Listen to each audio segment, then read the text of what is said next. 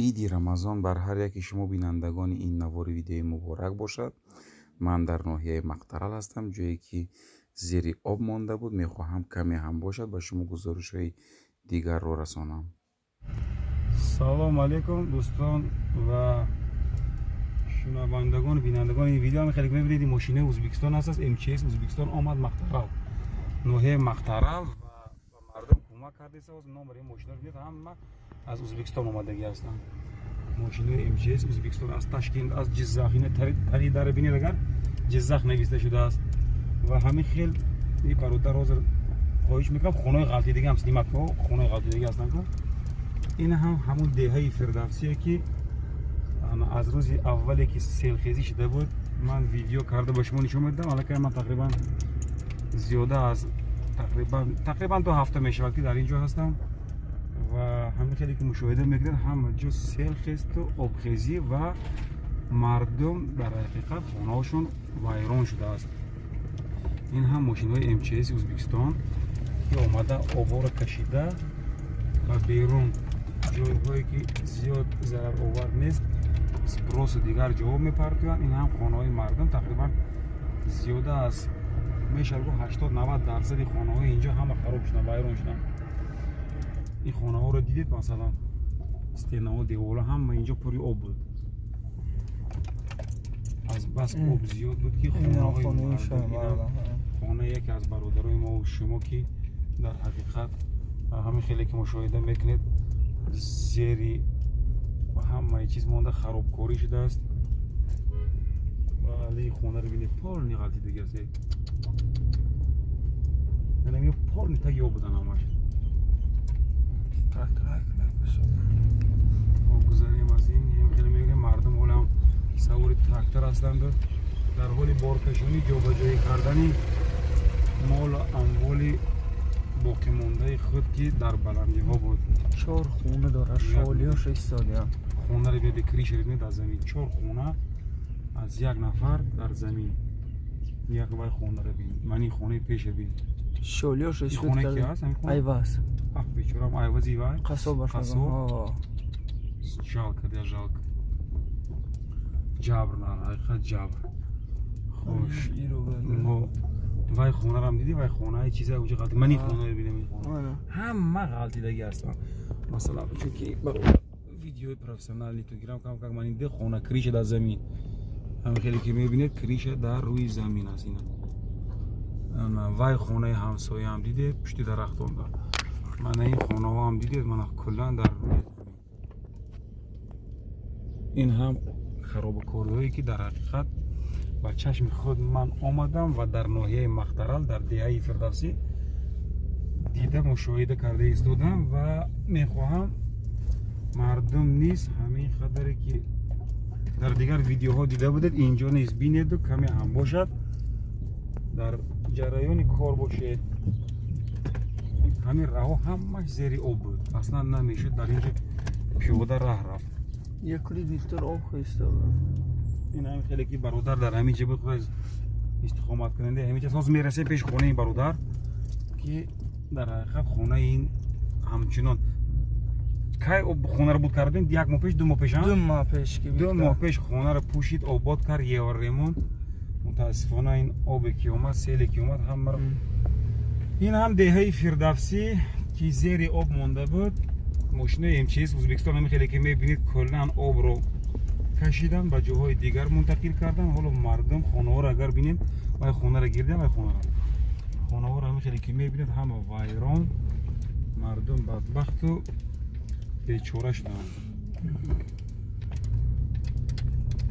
مواد از ماشین ازبکستان اومده همین MCS نکاش از روز اولی که آبخیزی تقریبا بر اساس گفته برادر که حاضر تلفن این خونه رو بینید و بیچاره کافل زدگی تایوران درونش بین پول اینو کافل کوکنیا موکنیا وای هم خونه اینو خونه کیان خونه ای که عبدالرسول سفارف فهمو این هم ماشین نمره ازبکستان دیده ایستادید که همش ازبکسکی نمیرن از خود جزاخ و تاشکند اومدن و تمام موتور و پمپای خودشون آب رو کشیده جابجا کرده. این موتورها رو ببینید میسو هم کشیده جابجا کرده مردم رو کمک کردن. در حقیقت همه خیلی که میبینه من این خونه رو بیم با من مردم هم خیلی سیل اومد و آب اومد و خرابکاری شد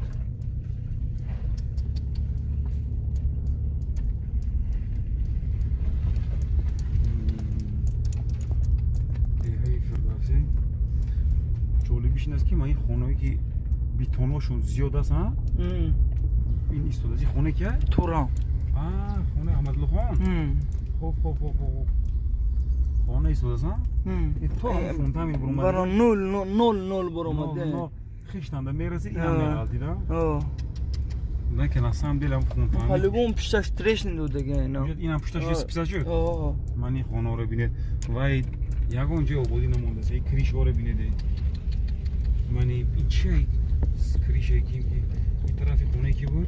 ابوبکر خونه ابوبکر نگاه کنید در خونه رو بینید کریش ها بین در زمین هستین نوزم بلو اکبر دو خونه یک خونه شده اینجا دو خونه همسایه یک تا شده دخوفکه و تکنیک های مردم اینه در روی زیر پرتوفتگی انگور و جابر در حقیقت جابر این خونه هایی که این خونه نه غلطیده اونو که غلطیدن بدتره سپیساش دیگه اینا دیگه تایی تریزی شبین تو هم تگی تریزه و برو آمده گه بیچوره این خونه ستیم ها رو بینه هم مقاد دیگه این خونه که این خونه این دوملان اینجا من این خونه رو بینه ده این خونه پدرم در زمین یکسان شده است بله من این خونه خودت ها این خونه خودم دو ماه پیش خونه را بود کردن و استیکل پاکت بینید و تیپیل کردگی نوسیلی باید میکرد متاسفانه با نوسیلی هم با فکرم نرسیدی ها ماشین هم وقتی خونه با ماشین رو زاته خونه؟ ماشین هم وقتی خونه بیا فریم بسم الله الرحمن الرحیم من این خیکم منم این هم خانه در این برادر همین خیلی که در ویدیو مشاهده میکنید تقریبا چیزی نمانده است که از آن تواند استفاده برد حتی خانه غلطیده است ماشین زیری آن یعنی اشیاء غلطیده مانده است و این هم تریتوری خانه حالا میخواهم به شما نشان دهم این لتنی دوش یا چیزی که اینجا هست در ویدیو ببینید تقریبا بیش از 1 متر 20 سانتی متر زیر آب مانده بود و این هم زبار و دیگر هستی و نیستی مردم که با این استیکل پاکت که میبینید همه ویران شد زیر باران زیر آب مانده بود و ویران شدند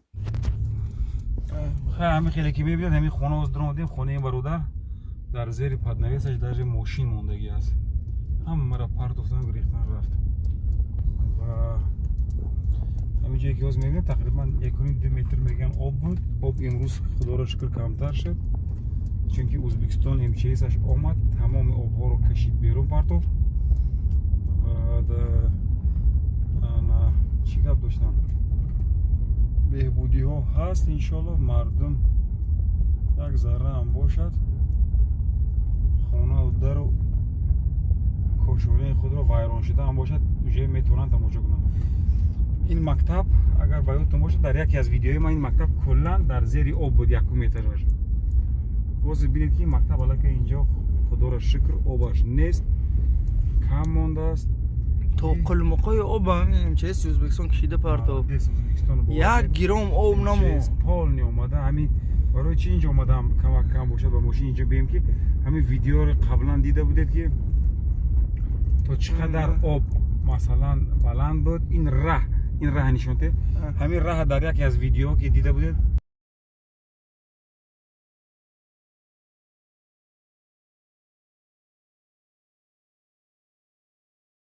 برادران خانه که ما کلون شدیم و تولد شده کلون شدیم کلا زیر آب بود در مدت 10-15 روز کمان که آب کم شد حالا MCS ازبکستان آوردیم و آب رو کشیده ایستادن همه که میبینید در همینجا آب رو کشیده ایستادن کلا همین آب رو میبینید در همینجا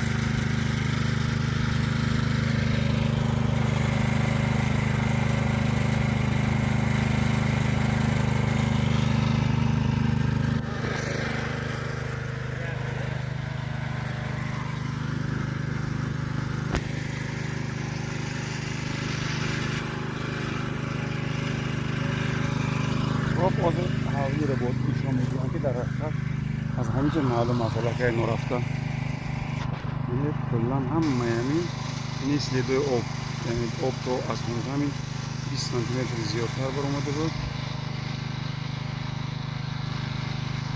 این آخرین نقطه‌ای که آب ایستاد از حرکت ماند. یک تقریبا 600-700 متر اونورتر خانه‌های دیگر تا 1 متر زیر آب ماندن. خب اینم از کار و فعالیت امروزه MTS وزیرستان در حرکت مواضع.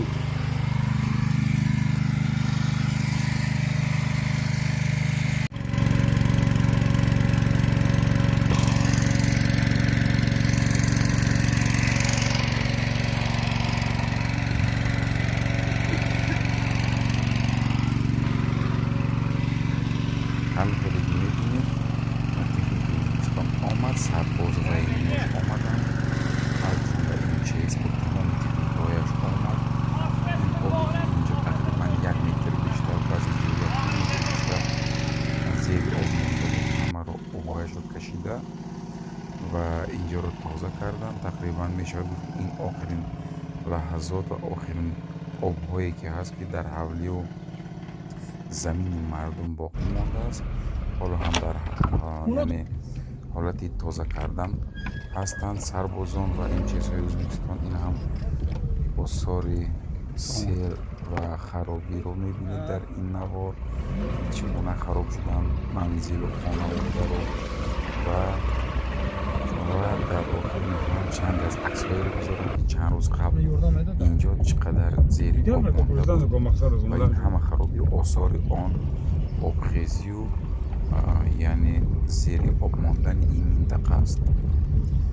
قبلا ما مشکل آب داشتیم در این ناحیه های تاجیک تباری کشور قزاقستان، ولی متاسفانه آب از کجا یعنی پیدا شد به همه شما معلوم است. دنبه یعنی آب انبار ازبکستان بر اثر اینکه بارشات زیاد شد خراب و ویران شد، آب همه به طرف قزاقستان حرکت کرد و این مناطق زیر آب مانده بود. این کوچه این خیابانایی که میبینید همه تقریبا زیر آب بودن، از جمله مسجد تقریبا تا حد پا، چون خیلی در بلندی بود یعنی تا آن حد آب برآمده بود. حالا میخواهم پیشکش شما کنم چندی از عکس هایی که شما بتوانید بار دیگر یادرس و به شما یادآور شوند که چقدر اینجا زیر آب مانده بود. این هم عکس مکتب و این دهه‌ای که زیر آب مانده بود و این خیابانایی که حالا ما با ماشین میگذاریم قبلا چنین بود. گاو رو دیدید فقط سرش در بیرون مانده است. کلا بلندی گاو چقدر است زیر آب مانده است. این هم خرابی هایی که به بار ماند. انشالله که خوب و بهتر شود وضعیت مردم. امیدوار هستیم که تا عید قربان بهتر می شود، همه وارد منزل های نو خود شوند و روز خوب و خوش و دسترخوان آسایشته داشته باشند. سلامت باشید.